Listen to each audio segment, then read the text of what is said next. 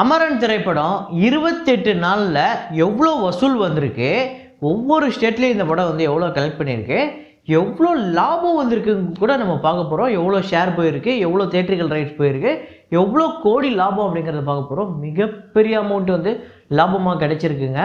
உண்மையிலே பெரிய விஷயம். ஸோ அதை இந்த வீடியோவில் ரொம்ப தெளிவாக பார்ப்போம். இது இல்லாமல் புஷ்பா 2 பார்த்தீங்க அப்படின்னா அட்வான்ஸ் புக்கிங்கில் ஒரு பக்கம் ஓவர்சீஸில் அடித்து தம்சம் பண்ணிகிட்டு இருக்கு. நேற்று வந்து நம்ம வந்து அந்த ஓப்பனிங் வீக்கெண்டு பார்த்தோம். இப்போ ஓப்பனிங் டேவே பார்க்க போகிறோம். ப்ரீமியர் ப்ளஸ் டே 1 பார்க்க போகிறோம் எவ்வளோ வந்திருக்கு அப்படிங்கிறத. இது இல்லாமல் கங்குவா திரைப்படத்தோட நேற்று வசூல் எந்த அளவுக்கு இருக்குது அப்படிங்கிறதையும் பார்ப்போம். அப்புறம் இன்னும் சில படங்கள், அந்த படங்களோட வசூல் நிலவரத்தையும் பார்ப்போம். வாங்க வீடியோக்குள்ளே போகலாம்.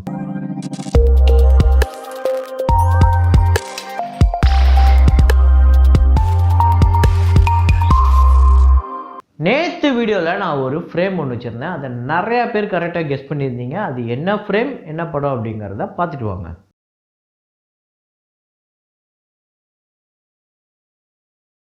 History. No, it isn't Sachin Tendulkar. That's a start. ஆமாங்க, ஸ்லம்டாக் மில்லியனர் தான். அதில் அனில் கபூர் அவர்கள் வந்து இந்த கௌன் பனேகா கரோர்பதி அந்த ப்ரோக்ராமில் நம்ம ஹீரோ வந்து கேள்வி கேட்குறது தான் ஃப்ரேமாக வச்சுருந்தோம். நான் ஏதோ நீங்கள் கன்ஃபியூஸ் ஆகி வேறு ஏதோ பேர் சொல்ல போகிறீங்கன்னு நினச்சேன். ஆனால் கரெக்டாக சொல்லிட்டீங்க. இதை கரெக்டாக கெஸ் பண்ண முதல் 5 பேர் குருதேவன் ஸ்ரீனிவாசன், சையத் ஷக்கீர், குகன்ராஜ், ஷயாஸ் பிளேஸ், அப்புறம் கண்ணன் மாஸ் அப்படிங்கிற இந்த 5 பேர் தான் முதல்ல கரெக்டாக கெஸ் பண்ணியிருக்காங்க. இன்றைக்கி ஒரு பழைய படத்தோட ஃப்ரேம் இதை பார்த்தோன்னா கண்டிப்பாக உங்களுக்கு ஞாபகம் வரும். ஏன்னா இது அப்படிப்பட்ட ஒரு படம். அது என்ன ஃப்ரேம், என்ன படம் அப்படிங்கிறத கெஸ் பண்ணுங்கள்.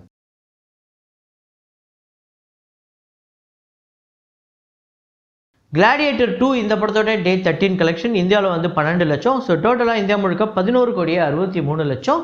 உலகம் முழுக்க 1960 கோடிக்கு மேலே, அதாவது $232 மில்லியன் வந்து கலெக்ட் பண்ணியிருக்கு. லக்கி பாஸ்கர் இந்த படத்தோட 28வது நாள் வசூல் ஆந்திரா தெலுங்கானாவில் 13 லட்சம், வேர்ல்டு வைடு 35 லட்சம். ஸோ டோட்டலாக 38 கோடியே 5 லட்சம் ஆந்திரா தெலுங்கானாலையும், வேர்ல்டு வைடு 111 கோடியே 80 லட்சம்.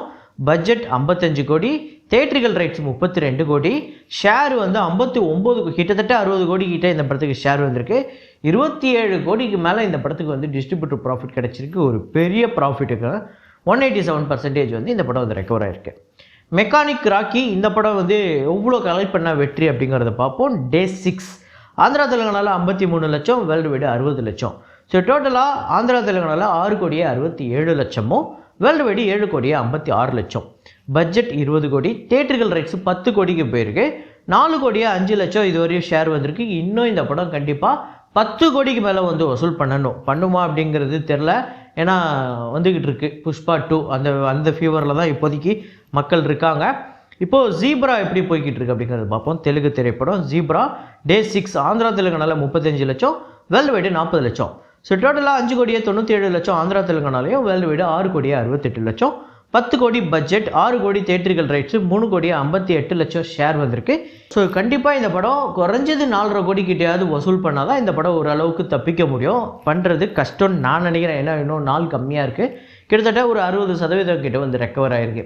ஆக்சுவலாக இந்த டேரக்டர் ஜீப்ரா படத்தோட டேரக்டர் இதுக்கு முன்னாடி தமிழ் படம் தான் எடுத்திருக்காரு. கீர்த்தி சுரேஷ் அவர்களோட பெண் குயின் அப்படிங்கிற ஒரு படம் வந்து டேரக்ட் ஓடிடியில் வந்து இருந்துச்சு. அந்த படத்தோட டேரக்டர் தான். ஆக்சுவலாக படம் நல்லா இருக்குன்னு கூட ஒரு ரிப்போர்ட் வந்திருக்கு. பைரதி ரணகல் இந்த படத்தோட டே 13 கர்நாடகாவில் 40 லட்சம், வேர்ல்டு வைடு 45 லட்சம்.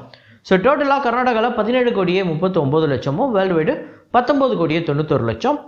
பட்ஜெட் 20 கோடி, தியேட்ரிக்கல் ரைட்ஸ் 12 கோடி, இதுவரையும் ஷேராக வந்திருக்குது 10 கோடியே 87 லட்சம். இன்னும் இந்த படம் ஒரு 2 கோடியே 10 லட்சம் வசூல் பண்ணாலே பிரேக் ஈவன் ஆகுது.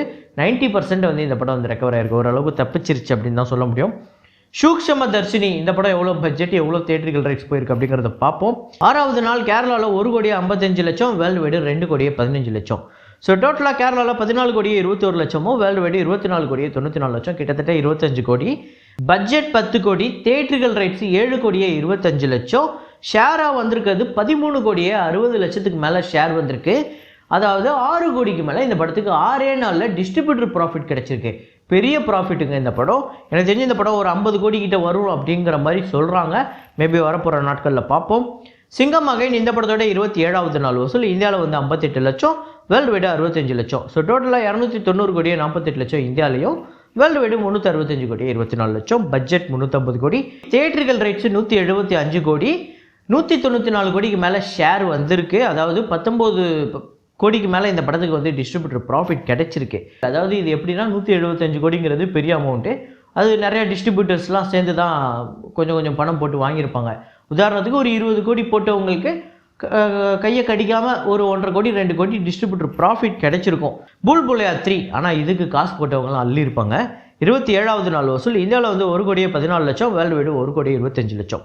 ஸோ டோட்டலாக இந்தியா முழுக்க 297 கோடியே 71 லட்சமும், வேர்ல்டு வைடு 380 கோடியே 17 லட்சம், பட்ஜெட் 150 கோடி, தேட்டர்கள் ரைட்ஸு 83 கோடிக்கு போயிருக்கு. ஷேராக வந்திருக்கிறது 203 கோடிக்கு மேலேங்க. அப்போ பார்த்துக்கோங்க, நீங்களே கணக்கு பண்ணிக்கோங்க. கிட்டத்தட்ட 120 கோடிக்கு மேலே டிஸ்ட்ரிபியூட்டர் ப்ராஃபிட். 100 கோடிக்கு மேலே அப்படின்னாலே பெரிய விஷயம். அதில் எக்ஸ்ட்ரா 20 கோடி அப்படிங்கிறது பார்த்துக்கோங்க, எல்லாரும் அள்ளிட்டு போயிருப்பாங்க. பெரிய லாபம். அதாவது ஒருத்தர் ஒரு 10 கோடி கொடுத்து ஒரு ஏரியா வாங்கியிருக்காருன்னா அவருக்கு ரிட்டர்னாக ஒரு 25 கோடி ரிட்டர்ன் வந்திருக்கும். அந்த அளவுக்கு பெரிய ஹிட் இந்த படம். அப்புறம் சபர்மதி ரிப்போர்ட், அந்த படத்தோட டே 13 இந்தியாவில் வந்து 96 லட்சம், வேர்ல்டு வைடு 1 கோடியே 2 லட்சம்.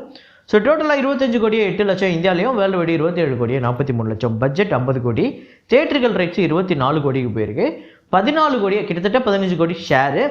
இன்னும் இந்த படம் ஹிட் ஆகணும் அப்படின்னா கண்டிப்பாக ஒரு 17-18 கோடி வசூல் பண்ணுமா அப்படிங்கிறது தெரில. 62% வந்து ரெக்கவராக இருக்குது. நான் இந்த படத்துக்கு ஒரு 30-40% தான் ரெக்கவர் ஆகும் அப்படின்னு நினச்சேன். ஆரம்பத்தில் வந்து ரிப்போர்ட்டை பார்த்து ஓரளவுக்கு பிக்கப் ஆகி வந்திருக்கு. இனிமேல் வரப்போகிற நாட்களில் எப்படி பெர்ஃபார்ம் பண்ணுது நம்ம பார்ப்போம். அப்புறம் கங்குவா திரைப்படத்தோட 14வது நாள் வசூல் எவ்வளோ ஷேர் வந்திருக்கு, எந்த அளவுக்கு இருக்குது அப்படிங்கிறத பார்ப்போம். தமிழ்நாட்டில் 22 லட்சம், வேர்ல்டு வைடு 42 லட்சம். டோட்டலாக தமிழ்நாட்டில் 34 கோடியே 15 லட்சமும், வேர்ல்டு வைடு 116 கோடியே 13 லட்சம், பட்ஜெட் 350 கோடி, தேட்டர்கள் ரைட்ஸ் 178 கோடியே 50 லட்சம், ஷேராக வந்திருக்கிறது 64 கோடி. அதாவது இந்த படத்துக்கு டிஸ்ட்ரிபியூட்டர் லாஸு கண்டிப்பாக 110 கோடிக்கு மேலே இருக்குங்க. கண்டிப்பாக அது எல்லாத்தையுமே காம்பன்சேட் பண்ணி ப்ரொடியூசர் தான் கொடுத்தாகணும். அட்லீஸ்ட் ஃபுல் அமௌண்ட் இல்லைனாலும் பாதி அமௌண்ட் கொடுக்கணும். அப்போ தான் அடுத்த படங்கள் அவங்க எடுக்க முடியும். ஸோ ஒரு பெரிய டிசாஸ்டர் அப்படிங்கிறது தான் நம்மளால் சொல்ல முடியும் கங்குவா.